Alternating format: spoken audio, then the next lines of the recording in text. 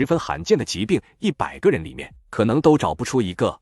这个消息犹如晴天霹雳一般打在白大姐的头上，她恳求医生治好她的怪病。医生虽然没有什么把握，但还是尽自己最大的努力。白大姐每天都在吃药、输液、做检查，但天不顺人意，在医院治疗了1个多月，白大姐的咳嗽和发烧的症状没有一点好转，甚至变得更加严重，脸上和脖子上还出现了白癜风的症状，身体也变得更加虚弱了，走几步路就喘得不行。因为每天不停的咳嗽，白大姐的胸口也出现了疼痛的迹象。见此，医生也只能无奈表示自己无能为力，无法帮助白大姐康复。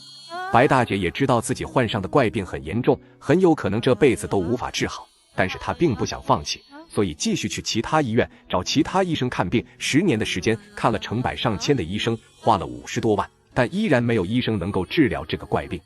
自她患上怪病之后，父母就一直陪伴在